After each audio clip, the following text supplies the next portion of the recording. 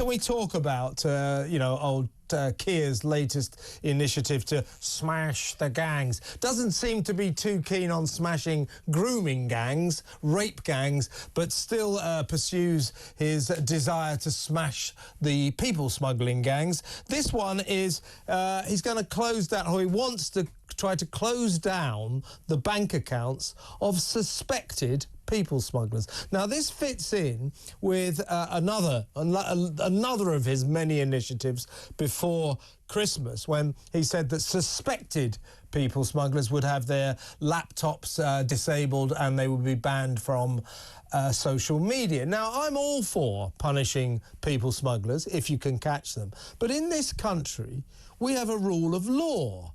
Who's going to decide whose bank account gets closed and on what basis? This is prosecuting the unprosecuted. I don't want to go easy on people smugglers, but this is sinister. This is the authoritarian actions of a totalitarian socialist government. We will decide the criminals and we will punish them without putting them on trial, without convicting them. I'm concerned about this.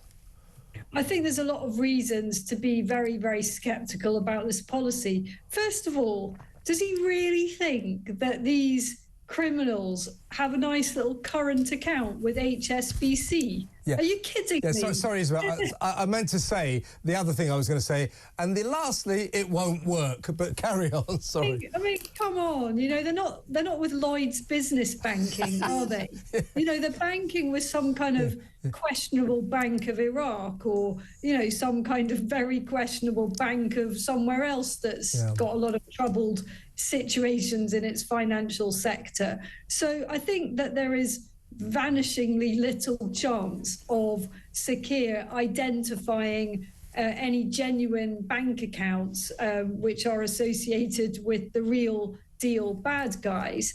And picking up on your point, the worry is that what this leads to is yet more misery for perfectly innocent people. The amount of fussing that there now is about anti-money laundering regulations for everybody who is just a normal citizen doing absolutely nothing wrong beggars belief. Many of our listeners will have been through this. Every time you want to do anything, sell anything, buy anything, open a bank account, whatever it may be, the faffing around that you have to do, the hoops you have to jump through to prove that you are who you say you are, when you're obviously who you say you are, is quite ridiculous.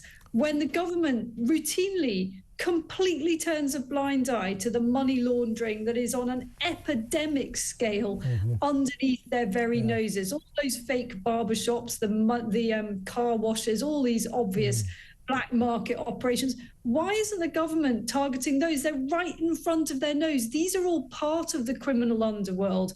Forget trying to target some distant bank of something somewhere we'll never get hold of in Ethiopia. Not happening. Yeah, I bet you, because a lot of drug dealers use this system now, I bet you they deal in bitcoins.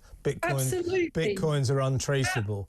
Absolutely. This will be cryptocurrency. Exactly right. It will be cash, it will be cryptocurrency, and potentially some very, very low-profile bank in a country that just doesn't sign up to many of the international banking agreements. So it's just a headline. That's what it is. It's just nonsense. And also, I don't think that cracking down and getting tough should encompass ignoring the rule of law. I don't want to sound like a stickler here, but you know, you could suddenly find tomorrow, Isabel, or I could. Our bank accounts are closed down, and we'll make inquiries. That's because you're suspected of being a people smuggler, but I'm not.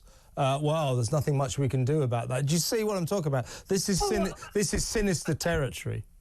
Of course I see what you're talking about, because the trouble that one has if one is involved in politics at all, of just trying to have a bank account, you know, we know this from all the work that Nigel Farage did to expose NatWest, Coots, all of that saga.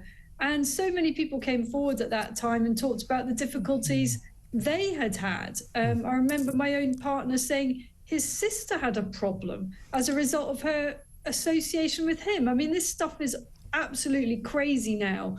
The last thing that we need is for the government to be adding extra layers of craziness into it, when actually their resources should be directed at actually stopping the boats. You know, just how about you do the physical thing required here? And let's remember, they set up this Border Security Command as soon as they came into power on July the 5th. They have finally got somebody to take the job. I think his name was Martin Hewitt. He's a former copper, 200 grand a year.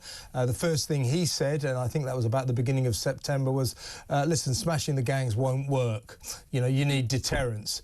So that's the first thing he said. Nevertheless, old Keir and Yvette Cooper stuck to their narrative. Smash the gangs, the evil people-smuggling gangs, and so on and so forth. OK, fine. Here we are, January. Have they smashed, never mind people-smuggling gangs, a single people smuggler yet? Oh, I know the answer to that. It's no. So they're getting nowhere. They're just making these ridiculous announcements, headline hunting, and proving themselves to be completely, catastrophically hopeless when it comes to the migrant crisis. Totally incompetent, and it will be one of many things that kill them politically, and they should surely know this. Surely they're going to have to come up with something better than this. I love the way they also they spun it as a world first, you know, world first. Do they really think we're that stupid? Maybe they do think we're that stupid. We're not. Word to the wise, we're not. Yeah, I think they're so stupid to believe that we're that stupid. You know, everybody's seeing right through them. As I say, well, what is it now? They've been in power 8 months, is it? Not a single people smuggler has been caught.